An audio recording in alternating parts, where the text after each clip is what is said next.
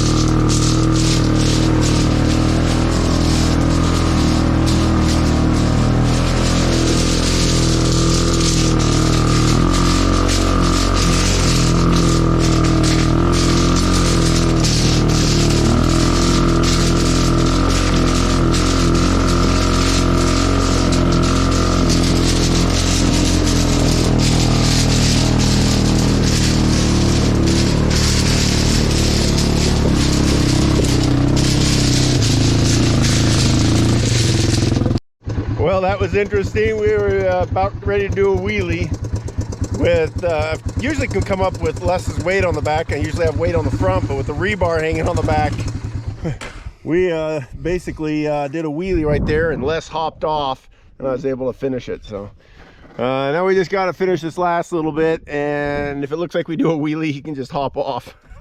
I'm quite literally resting on the front of this thing to keep it from doing a wheelie. Actually, it's pretty crazy that I'm doing this and videoing at the same time. Now we're in a better spot. Well, it looked like we survived. Now we just got to count the casualties. You still alive? Barely. I was alive. Oh, and I saw you grabbed a hold of these because we almost had a casualty of losing the threaded rod stock. You got it. So I noticed when I turned around, Les was holding on to them. I don't know what happened. I tied it together. Oh well. So now we just got to get all the rebar up there. And the biggest issue I'm working on is filling the upper walls, which yesterday I did quite a bit. But like I said before, I ran out of rebar. So we're going to load all that up there and do a little bit of pouring.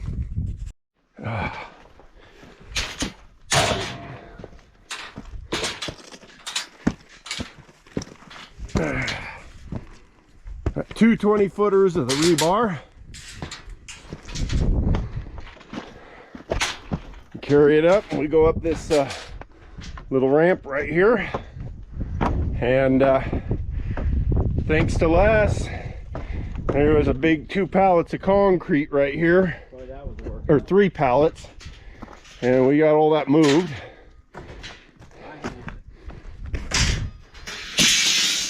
And this is where I am right now. All the upper wall block is in.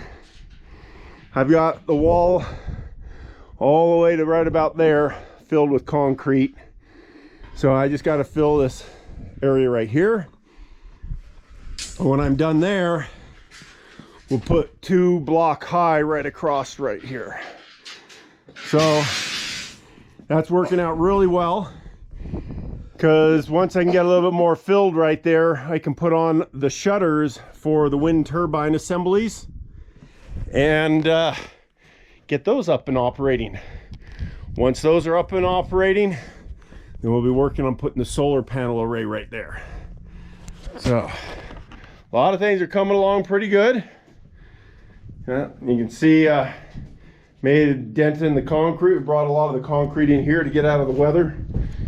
In this room here, we got a big, huge stack of concrete, and things are going well. But it's just a lot of work and a lot of interesting things. Thanks with Dave Sparks, because like I mentioned before with the logistics, he brought in all this block and this concrete with the telehandler.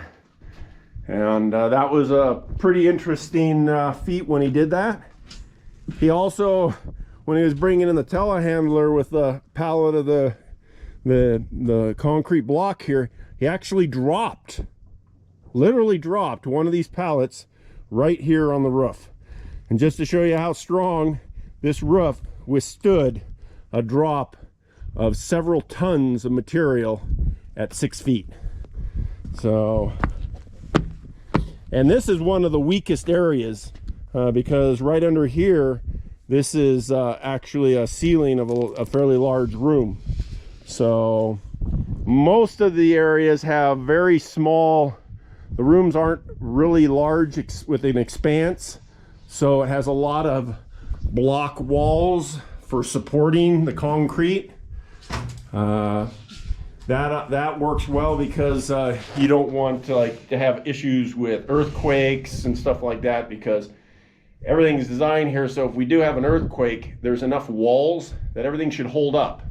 And places where we have any sort of spans, I have these steel I-beams, and they're like set in such that they can shift back and forth. Actually, let's see, this one will on one end, on this end, this one shifts on that end.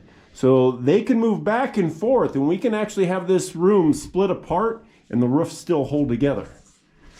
Up to about, I think you could shift out about a couple feet and the steel beams will hold in place. So a little bit of overkill, but I don't mind building things strong. So we're gonna get the rest of the rebar up and then we'll look at what we have to pour. Another thing, you can see the mountain truck down there. That's what I bring up all the water with to mix the concrete. And I use a little pump, and I pump it up to that little tower there, and that gravity feeds to where I'm working on the concrete. And I have a main valve down here because my other valve is a little bit leaky. So I got to turn this on. But unfortunately, this fortress is now, as far as higher than the second floor, is taller than where the tank is. So I cannot gravity feed it to there. But I have to then carry the water in the buckets and mix up on the third floor roof. So I'm gonna get this thing all uncovered and start moving the bags of concrete up to mix.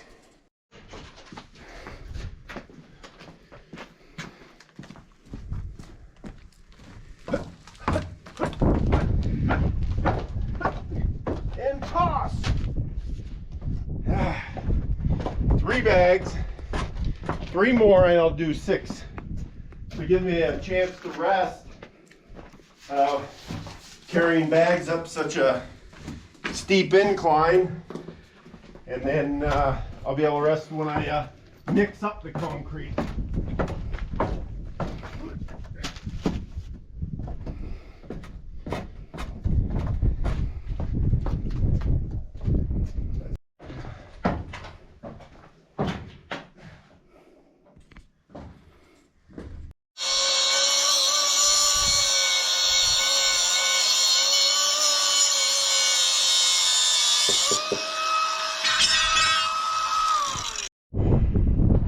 You can see what I've done so far. Got that concrete here. We're way high up in the air. Long ways down. Long ways. So I've put some threaded rod stock in case I wanted to hook something up here on the upper area. And I got to put some more. Just fill up here and just keep going. So basically here's where I stopped yesterday. I don't know if you can see, I got a little bit of a breeze here, but yesterday the wind was blowing hard. When I was pouring all this, it was just like throwing wet concrete back in my face. Spent the whole last of the evening trying to get concrete out of my eyes. So got the old mixing barrel all set up and start mixing up concrete.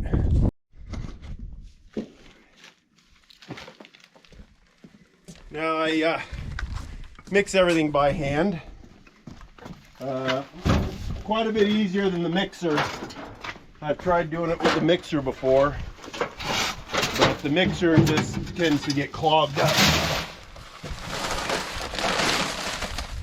So for this entire project right here, 21,000 of these bags. I'll show you what the bags look like.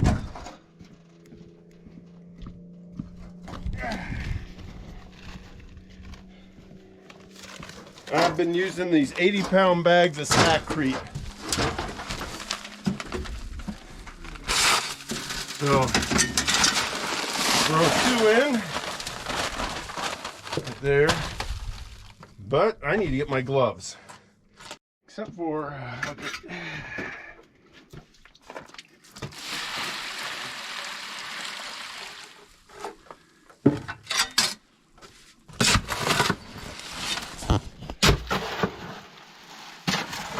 So 21,000 bags means basically 10,500 times I've done this.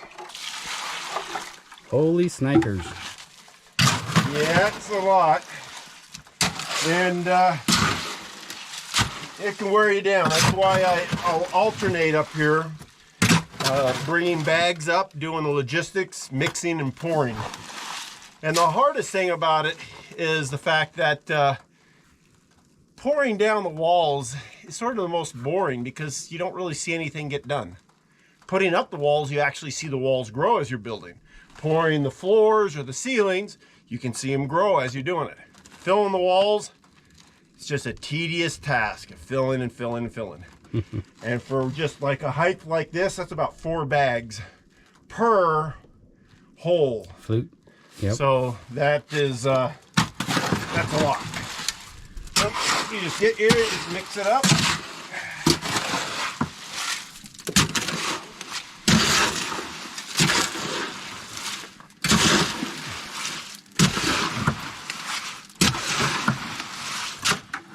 And I pour it just a little bit wet so it flows down the holes pretty good. And I think I heard Les make a comment while I was doing this that they call it a flute. Yeah. So, for all these years, I never used that name. Heard about it, so that's the first that I've known about it. So I learned something today. So, I've also had some comments, some people saying, there's no way that I did this. And really, I have. I'm telling you the truth. I've mixed all the concrete here. And basically everything I've done myself, but Les has come in a couple times to help move the bags of concrete up here or some rebar or move a couple beams. Or vehicles. Vehicles too. But for as far as the mixing, putting the block in, pouring all the slabs, that's all been me. Yep. And it's really, yeah, it's really satisfying to see that it's actually, this building is actually coming to a conclusion. It still looks pretty rough right now. It still has some more block to go in and stuff to go in, but the main structure will be finished. And that has been years and years and years of progress. Even though we've had all these other setbacks with the shop burning down, and I've actually had 3 fires out here that have over the past, since what, 1997. First one, 97. Yeah, that and each time of those 3 fires lost something. The first time, pretty much everything. Second time, just a little bit. And the third time, the shop. So there's been fires, other fires during that time, but we managed to stop them and protect them.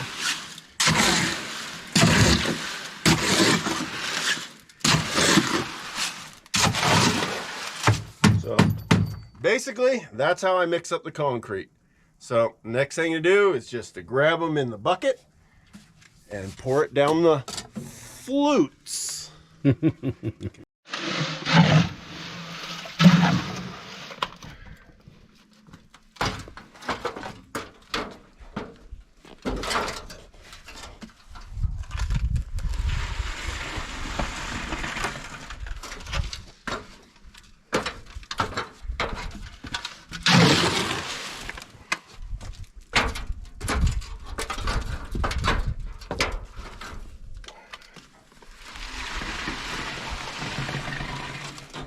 Exciting.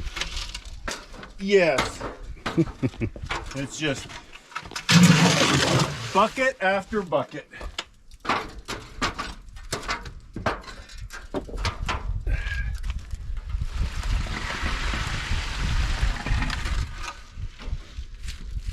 This thing's gonna be bomb proof.